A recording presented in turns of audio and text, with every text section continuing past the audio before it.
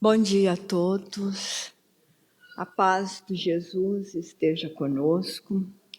Hoje nós trazemos um evangelho com uma proposta de um dos temas mais difíceis de Jesus. Por quê? Jesus nos convida a amar o inimigo e é uma proposta muito difícil, porque às vezes nós temos dificuldades de amar os amigos. Imagina então o inimigo. Mas esse evangelho de Jesus não diz para nós que nós devemos caminhar com o inimigo, apenas não perpetuar o mal. É o capítulo 12 do Evangelho segundo o Espiritismo. Nós estamos no item que trata da vingança. E nós precisamos pensar nas nossas ações se ela traz esse tipo de ódio, se ela traz esse tipo de vingança. O ódio nos aprisiona. Por isso, Jesus nos convida a perdoar o inimigo para termos liberdade emocional. O ressentimento adoece o espírito, a mente e o corpo. Então ele diz em São Mateus: não resistais ao que vos fizer mal, mas se alguém te ferir a face direita, oferece-lhe também a outra. Esta frase, muitas vezes, é mal interpretada, porque nós pensamos que Jesus está nos pedindo submissão, humilhação, mas, na verdade, Ele está nos ensinando a interrupção de um ciclo de violência. Ele está dizendo: não permita que o mal do outro determine a sua atitude, determine o que você será. Ele está pedindo para ter calma, ele está pedindo para ter raciocínio emocional, para ter esperança e também para olhar tudo sempre num todo e não em partes. Porque quando nós vemos somente o nosso lado, o nosso orgulho falará mais alto, a nossa opinião vai se impor. Quando nós olhamos de um todo do projeto de Deus e do projeto de Jesus, fica mais fácil compreender que nós precisamos sim romper o ciclo de violência. O item 7 desse capítulo diz que se alguém te ferir na face direita, devemos oferecer também a outra face. Jesus estava se referindo e está se referindo a uma sociedade extremamente violenta, baseada na honra, no orgulho e na vingança. Mais de 2000 anos. E a nossa sociedade tem os mesmos princípios: violência, honra, ódio, vingança. Se assim não fosse, nós não ouviríamos tanto rumores de guerras, não ouviríamos tantas guerras, e não ouviríamos e nem veríamos nas mídias tanta violência domésticas, que são pequenas guerras, pequenos núcleos, pequenos clãs. Naquela época, revidar era uma obrigação moral. Em muitos lugares, revidar ainda é uma obrigação moral. Mas Cristo inaugura a revolução psicológica e espiritual. Por isso que dentro da ciência psicológica, quando a pessoa está nesta ciência e é cristão ou crê em Deus, ele vai dizer que Jesus é o maior psicólogo de todos os tempos e ele criou, inaugurou a psicologia antes mesmo de houver qualquer ciência. ele está falando de domínio de si.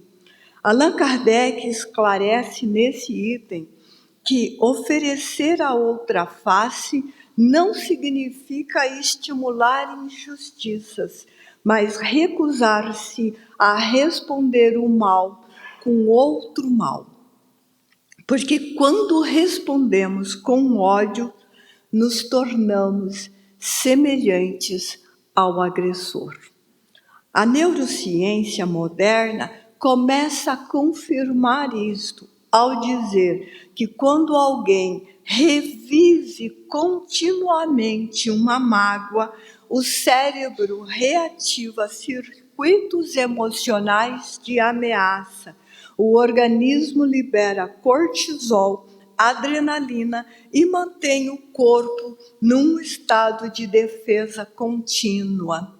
Por isso que se vê falar demais sobre burnout, sobre depressão, sobre ansiedade. O Brasil é campeão em remédios para a ansiedade. Nós deveríamos nos perguntar por que estamos tão ansiosos, por que estamos tão deprimidos e por que nós estamos num estado de alerta o tempo inteiro estressado, o tempo inteiro irritado, o tempo inteiro gritando com o pai, gritando com a esposa, gritando com o filho, brigando com o vizinho, gritando no trânsito. Isso significa que nós estamos revivendo a mesma emoção o tempo inteiro, consciente ou inconscientemente. E Jesus fala disso há mais de 2000 anos, dizendo para a gente não permitir que o mal se estabeleça em nós. A vingança cria uma dependência emocional e cria um estado de dor. E a gente pensa imediatamente, não, mas eu não falo em vingança, eu não penso em vingança. No momento em que a gente diz assim, tudo bem, pode deixar, Deus tarda, mas não falha. Você verá ainda que eu estou certo. É uma forma de emitir energias de vingança, de energia revidando a mesma situação, não no outro, mas em si próprio, se automutilando, se automachucando emocionalmente. Freud comenta que o comportamento humano, movido por impulsos inconscientes de repetição de dor, vai fazer a pessoa sofrer, sentir-se ferida e depois reproduzir a violência recebida no outro. Por isso que a gente vê tanto revite no trânsito, tantos gritos, tantas irritabilidades, mas a gente vê isso no caixa do supermercado, a gente vê isso na fila do banco, quando alguém vai ao banco, a gente vê isso no shopping, a gente vê isso na praça de alimentação, as pessoas ansiosas, estressadas, tentando furar a fila, saem para se relaxar, conversar e volta pelo mesmo ângulo. Ontem eu estava comentando com meu esposo, vindo de uma casa espírita que tinha ido fazer um tema, tinha uma inauguração de um restaurante, de um lugar novo, bonito lugar, iluminado, uma TV do tamanho dessa tela que está atrás. Eu falei para ele, o que essas pessoas estão fazendo no restaurante? TV se vê em casa, ligada. E as pessoas então estavam esperando a sua hora, olhando para a TV. Por isso que a irritabilidade continua. O que nós recebemos de mídia? Onde que caiu a bomba X e a Y e a H? Então nós não conseguimos relaxar, nós não conseguimos sair do nosso estado de alerta. E aí a gente vai entender que Jesus reproduz e interrompe exatamente esse mecanismo. Ele propõe liberdade interior quando diz, deixai o mal ir, perdoa, deixa ir, passa de largo, deixe avançar. Jung diz também que quando nós não conscientizamos aquilo que está acontecendo conosco, ele vai retornar. Nós vamos fazer silêncios agressivos.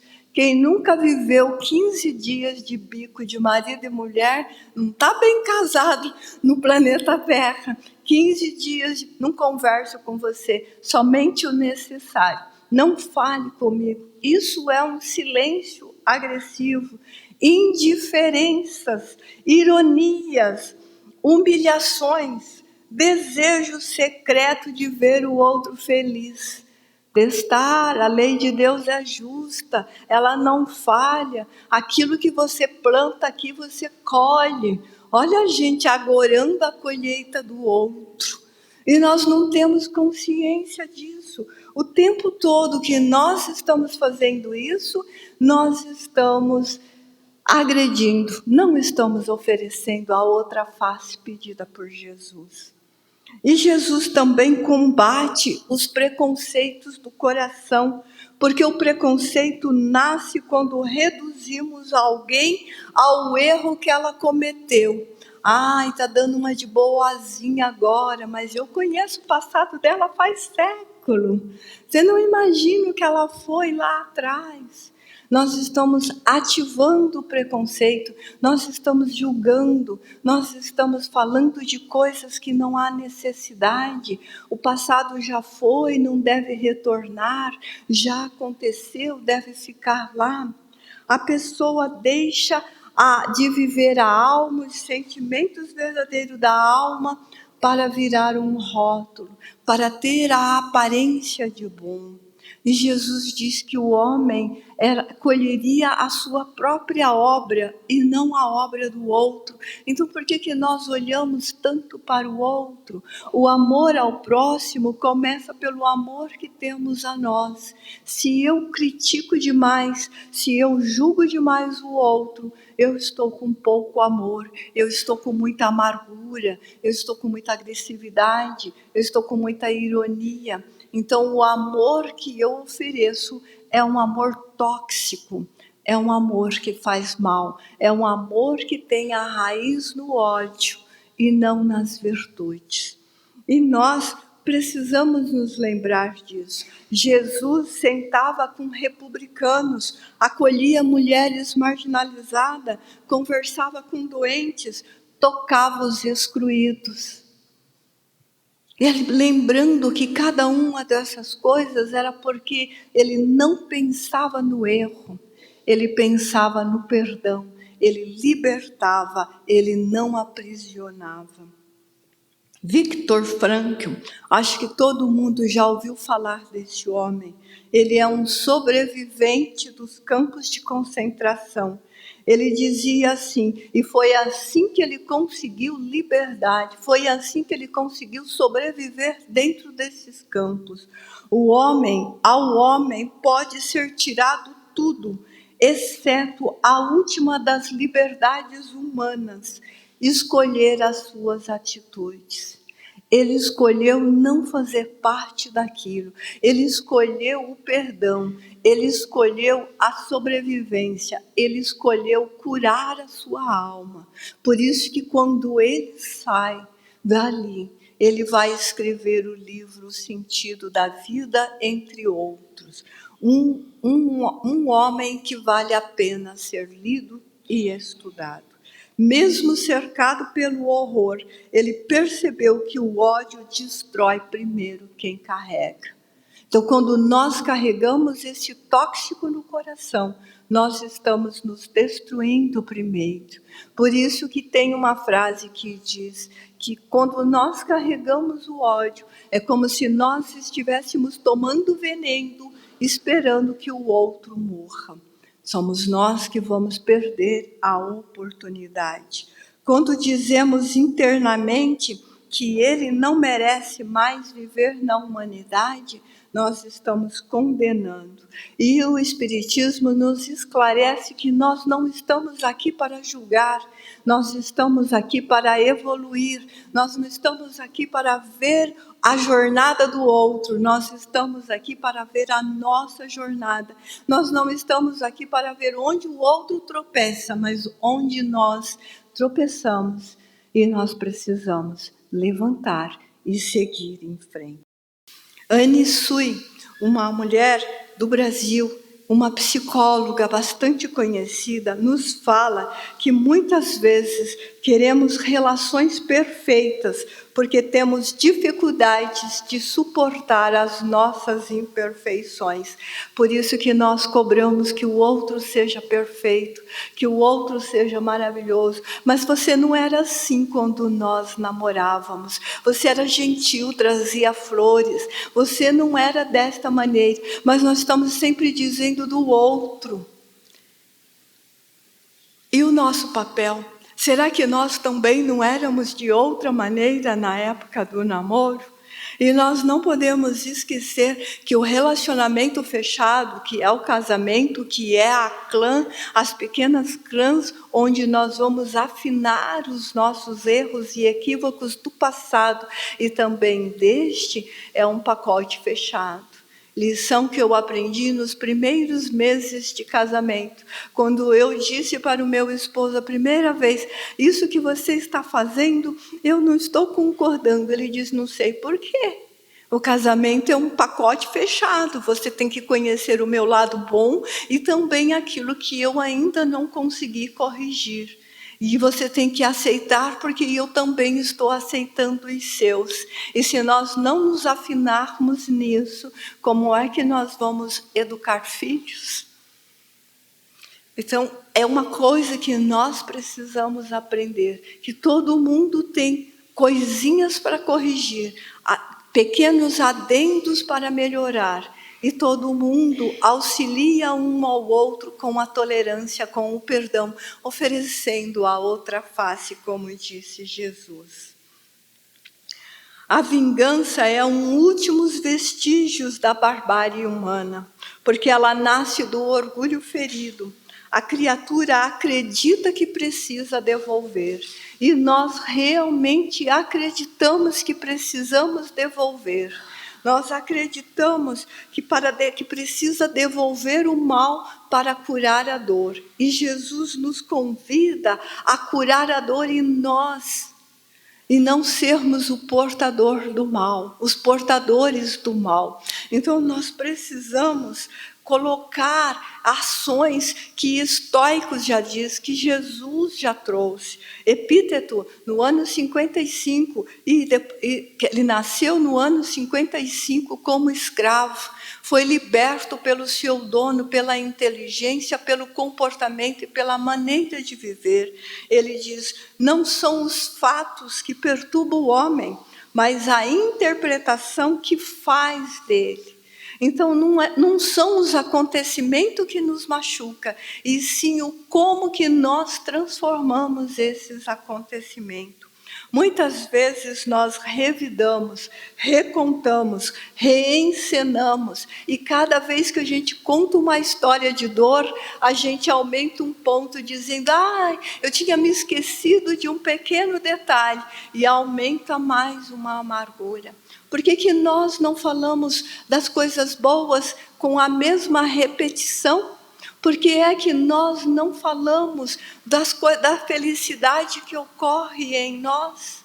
Por que nós não falamos do momento feliz em que a criança falou mamãe, falou papai, do primeiro passo, da primeira nota na escola, da primeira briga na escola e a reconciliação? Por que nós não falamos do primeiro trabalho, da primeira doença? Por que nós não falamos da primeira vitória? Por que nós falamos só do mal que o outro produz por nós?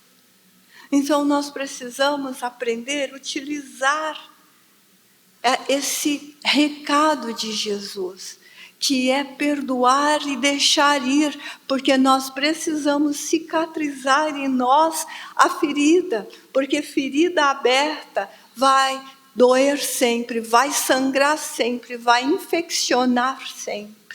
Mas ferida curada, fica uma cicatriz que a gente vai dizer, isto é uma experiência de vida. Me aconteceu um fato muito difícil, mas eu venci pelo amor. É disso que nós precisamos. Eu venci pelo perdão. São destas coisas que nós precisamos falar um para com os outros. É para isso que nós estamos aqui. Ontem eu ouvi uma coisa muito legal de um confrade na casa espírita. Ele disse assim, isso daqui, Sônia, é passageiro. A gente utiliza para trabalhar, né, para trazer a colinha. Isso daqui é passageiro. E aí eu disse para ele assim, como passageiro? Ele falou, é passageiro, é uma fase, agora está todo mundo dependente, mas é só uma fase, logo não vai existir nada disso. E eu fiquei olhando para ele e pensando inclusive no tema de hoje, do que ele está falando, né? Como assim é passageiro? E aí ele disse assim, o Evangelho de Jesus nos ensina que quando nós estivermos evoluídos, nós nos comunicaremos telepaticamente. Para que vai existir internet? Para que vai existir celulares? Para que nós vamos ver isso em museus, como ferramentas antigas e a prova do nosso processo evolutivo? E eu falei, que lição que você me traz hoje? Ele é aluno do 1º ano. Que lição que você me traz hoje? Você tem fé e esperança na humanidade, coisa que está faltando nos lugares. Ele disse, estou aprendendo a dar a face do amor a cada tapa do ódio. É isso que nós precisamos, oferecer a virtude do amor a cada tapa do ódio, para chegarmos a este mundo felizes, para transformar a Terra num mundo felizes e nos comunicarmos telepaticamente a linguagem do amor. Tenham todos um bom dia.